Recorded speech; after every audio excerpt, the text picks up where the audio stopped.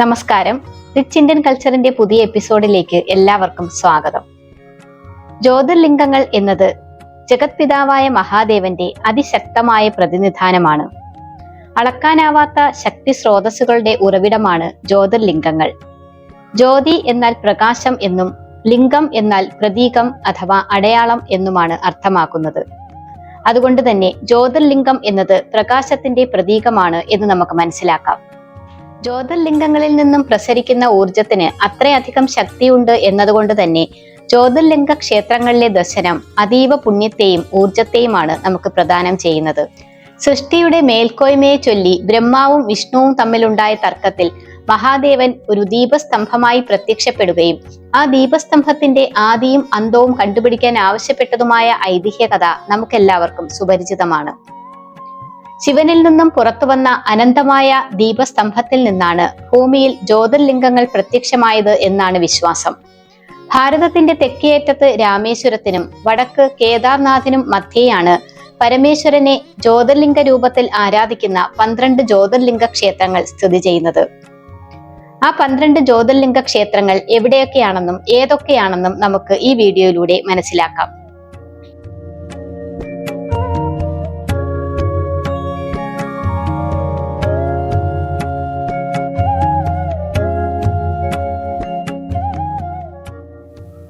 സോമനാഥ ക്ഷേത്രം ജ്യോതിർലിംഗ ക്ഷേത്രങ്ങളിൽ പ്രഥമ സ്ഥാനം വഹിക്കുന്ന ക്ഷേത്രമാണ് ഗുജറാത്തിൽ അറബിക്കടലിന്റെ തീരത്ത് സ്ഥിതി ചെയ്യുന്ന സോമനാഥ ക്ഷേത്രം. ഐതിഹ്യമനുസരിച്ച് ചന്ദ്രദേവനാണ് സോമനാഥ ക്ഷേത്രം നിർമ്മിച്ചത്. ദക്ഷ പ്രജാപതിയുടെ 27 പുത്രിമാർ ചന്ദ്രന്റെ പത്നിമാരായിരുന്നു. അതിൽ രോഹിണിയോടായിരുന്നു ചന്ദ്രന് ഏറെ പ്രിയം. തന്റെ മറ്റു പുത്രിമാരെ അവഗണിക്കുന്നതിൽ കുപിതനായ ദക്ഷ പ്രജാപതി ചന്ദ്രന്റെ തേജസ്സെല്ലാം നശിച്ചു പോകട്ടെ എന്ന് ശപിച്ചു. ശാപമോചനത്തിനായി ചന്ദ്രൻ ശിവനെ ഇവിടെ വെച്ച് തപസ് ചെയ്യുകയും ശിവൻ പ്രത്യക്ഷനായി ശാപമോചനം നൽകിയതായും ആണ് ഐതിഹ്യം. ചന്ദ്രദേവൻ സ്വർണം കൊണ്ടാണത്രേ ക്ഷേത്രം നിർമ്മിച്ചത്. പിന്നീട് ത്രേതായുഗത്തിൽ രാവണൻ വെള്ളി കൊണ്ടും ദ്വാപരയുഗത്തിൽ ശ്രീകൃഷ്ണൻ ചന്ദനമരം കൊണ്ടും ക്ഷേത്രം നിർമ്മിച്ചു. പിന്നീട് സോളങ്കി രാജവംശത്തിലെ ഭീംദേവ് ഈ ക്ഷേത്രം കല്ലുകൊണ്ട് നിർമ്മിക്കുകയായിരുന്നു അത്രേ. നിരവധി തവണ ആക്രമണങ്ങൾക്ക് വിധേയമായ ക്ഷേത്രമാണ് സോമനാഥ ക്ഷേത്രം. അതിൽ ഏറ്റവും പ്രധാനം ഗസ്നിയിലെ തുർക്കി ഭരണാധികാരിയായിരുന്ന മഹമൂദ് ഗസ്നിയുടെ ആക്രമണമാണ്.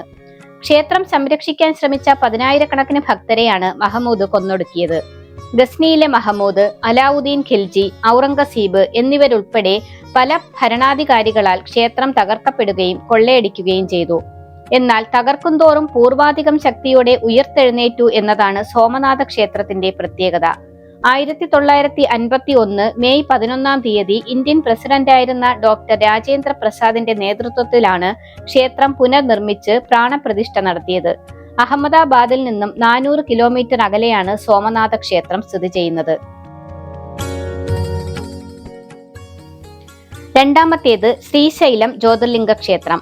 12 ജ്യോതിർലിംഗങ്ങളിൽ ഒന്നും 18 മഹാശക്തിപീഠങ്ങളിൽ ഒന്നുമാണ് ആന്ധ്രാപ്രദേശിലെ ശ്രീശൈലത്തിൽ സ്ഥിതി ചെയ്യുന്ന ശ്രീ ഭ്രമരാംബിക മല്ലികാർജുന ക്ഷേത്രം. കുർണൂലിൽ നിന്നും 180 കിലോമീറ്ററും ഹൈദരാബാദിൽ നിന്നും 210 കിലോമീറ്ററും അകലെ ശ്രീശൈല മലകളുടെ വടക്കുഭാഗത്ത് സമുദ്രനിരപ്പിൽ നിന്നും 1500 അടിയിലധികം ഉയരത്തിലാണ് ഈ ക്ഷേത്രം സ്ഥിതി ചെയ്യുന്നത്. ചില ശിലാലിഖിതങ്ങൾ അനുസരിച്ച് ക്ഷേത്രം 2-ാം നൂറ്റാണ്ട് മുതൽ നിലനിന്നിരുന്നതായി പറയുന്നു. വിജയനഗര ഭരണകാലത്ത് ക്ഷേത്രത്തിൽ നിരവധി നിർമ്മിതികൾ നടത്തിയിരുന്നു. സ്കന്ദപുരാണത്തിലും ശിവപുരാണത്തിലുമെല്ലാം ശ്രീശൈലത്തെ പറ്റി പരാമർശിക്കുന്നുണ്ട്. മൂന്നാമത്തേത് മഹാകാലേശ്വർ ക്ഷേത്രം. മധ്യപ്രദേശിലെ ഉജ്ജയിനിയിൽ രുദ്രസാഗർ നദിക്കരയിൽ സ്ഥിതി ചെയ്യുന്ന ക്ഷേത്രമാണ് ശ്രീ മഹാകാലേശ്വർ ക്ഷേത്രം. ഇവിടത്തെ ശിവലിംഗം സ്വയംഭൂലിംഗമാണെന്ന് കരുതുന്നു. ഭാരതത്തിലെ 7 പുണ്യ നഗരങ്ങളിൽ ഒന്നുകൂടിയാണ് ഉജ്ജയിനി. പ്രാചീന കാലത്ത് അവന്തിക എന്നറിയപ്പെട്ടിരുന്ന ഉജ്ജയിനിയിൽ ചന്ദ്രസേന മഹാരാജാവിന്റെ രക്ഷാർത്ഥം ശിവൻ മഹാകാലേശ്വരനായി അവതരിച്ചു എന്നാണ് ഐതിഹ്യം. മഹാകാലേശ്വരൻ തെക്ക് അഭിമുഖമായാണ് ദർശനം നൽകുന്നത്.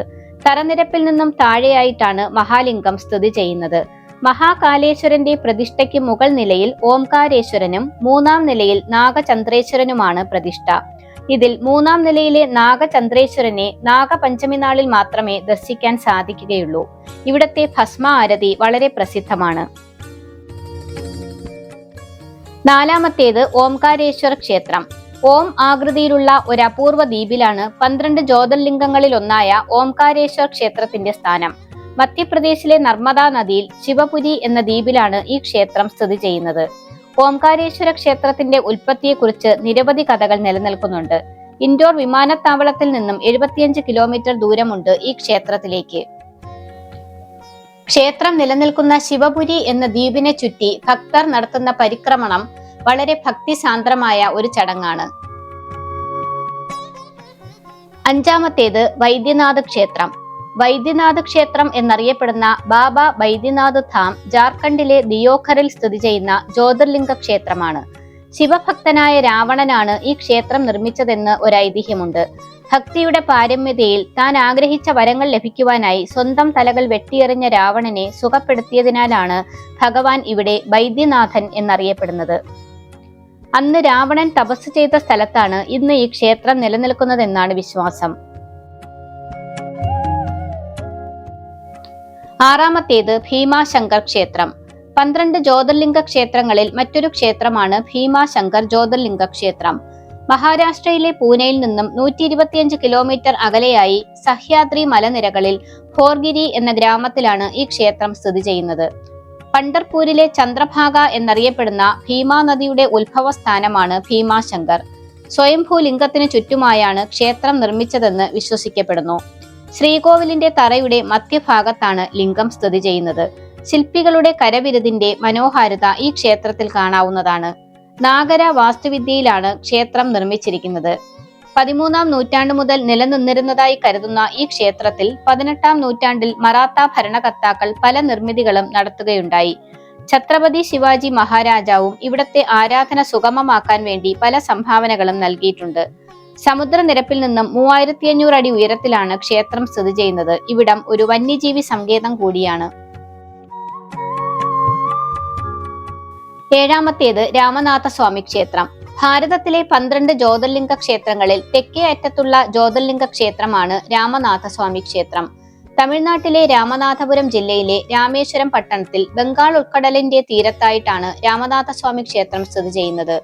രാമരാവണ യുദ്ധത്തിൽ രാവണനെ വധിച്ച പാപത്തിൽ നിന്നും മുക്തനാവാൻ ശ്രീരാമൻ ഇവിടെ ശിവലിംഗം പ്രതിഷ്ഠിച്ച് ആരാധിച്ചു എന്നാണ് ഐതിഹ്യം.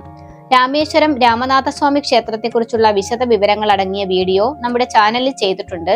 ലിങ്ക് ഡിസ്ക്രിപ്ഷനിൽ കൊടുക്കുന്നുണ്ട്. എട്ടാമത്തേത് നാഗേശ്വർ മഹാദേവ് ക്ഷേത്രം. ഗുജറാത്തിലെ സൗരാഷ്ട്ര തീരത്തായി ദ്വാരക നഗരത്തിന് സമീപമാണ് ഈ ക്ഷേത്രം സ്ഥിതി ചെയ്യുന്നത്. പുരാണങ്ങളിൽ പരാമർശിക്കുന്ന ദാരുകവനം നിലനിന്നിരുന്ന പ്രദേശത്താണ് ഇന്ന് നാഗേശ്വർ മഹാദേവ് ക്ഷേത്രം സ്ഥിതി ചെയ്യുന്നതെന്നാണ് വിശ്വാസം. ക്ഷേത്രവുമായി ബന്ധപ്പെട്ട് നിരവധി ഐതിഹ്യങ്ങളുണ്ട്. ദാരുകൻ എന്ന അസുരനുമായി ബന്ധപ്പെട്ട ഐതിഹ്യമാണ് നാഗേശ്വർ ക്ഷേത്രവുമായി ബന്ധപ്പെട്ട് നിൽക്കുന്ന പ്രസിദ്ധമായ കഥ. 25 മീറ്റർ ഉയരത്തിൽ ഇരിക്കുന്ന ശിവന്റെ പ്രതിമ ഇവിടത്തെ പ്രധാന ആകർഷണമാണ്. ഒൻപതാമത്തേത് കാശി വിശ്വനാഥ ക്ഷേത്രം. ഭാരതത്തിലെ ഏറ്റവും പവിത്രവും പുരാതനവുമായ നഗരങ്ങളിൽ ഒന്നാണ് വാരണാസി, ബനാറസ് എന്നൊക്കെ അറിയപ്പെടുന്ന കാശി. അവിടെയാണ് 12 ജ്യോതിർലിംഗങ്ങളിൽ പ്രശസ്തമായ കാശി വിശ്വനാഥ ക്ഷേത്രം സ്ഥിതി ചെയ്യുന്നത്. മഹാദേവൻ ഇവിടെ വിശ്വനാഥൻ എന്നും വിശ്വേശ്വരൻ എന്നും അറിയപ്പെടുന്നു. പാർവതി ദേവിയെ വിശാലാക്ഷി എന്നറിയപ്പെടുന്നു. ദേവിയുടെ ശക്തിപീഠങ്ങളിൽ ഒന്നുകൂടിയാണിവിടം. കാശിയിൽ മരണാനന്തര കർമ്മങ്ങൾ നടത്തിയാൽ പരേതർക്ക് മോക്ഷപ്രാപ്തി ഉണ്ടാകുമെന്നും ശിവലോകപ്രാപ്തി ഉണ്ടാകുമെന്നുമാണ് വിശ്വാസം. ജീവിതത്തിന്റെ അവസാന നാളുകൾ കാശിയിൽ കഴിച്ചുകൂട്ടണമെന്നാഗ്രഹിച്ച് നിരവധി പേർ ഇവിടെ വന്ന് തങ്ങുന്നുണ്ട്. ഉത്തർപ്രദേശിൽ ഗംഗാനദിയുടെ പടിഞ്ഞാറൻ തീരത്തായിട്ടാണ് കാശി നഗരം സ്ഥിതി ചെയ്യുന്നത്. ഭാരതത്തിലെ 7 പുണ്യ നഗരങ്ങളിൽ ഒന്നായ കാശി ഭാരതത്തിന്റെ സമ്പന്നമായ ആത്മീയ പൈതൃകത്തിന്റെ തെളിവായി നിലകൊള്ളുന്നു. പത്താമത്തേത് ത്രയംബകേശ്വർ ക്ഷേത്രം.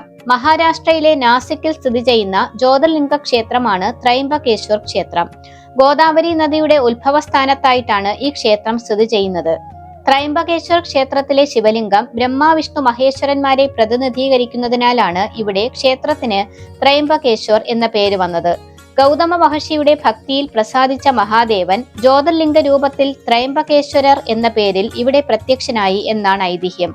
ഹേമാത്പന്തി വാസ്തുവിദ്യയിലാണ് ഈ ക്ഷേത്രം നിർമ്മിച്ചിരിക്കുന്നത്. 12 വർഷത്തിലൊരിക്കൽ നടക്കുന്ന കുംഭമേളയ്ക്ക് പ്രസിദ്ധമാണിവിടം. ശ്രീരാമൻ ഇവിടെ വന്ന് അദ്ദേഹത്തിന്റെ പിതാമഹന്മാർക്ക് ബലിതർപ്പണം നടത്തിയിരുന്നു എന്നും ഒരു വിശ്വാസമുണ്ട്.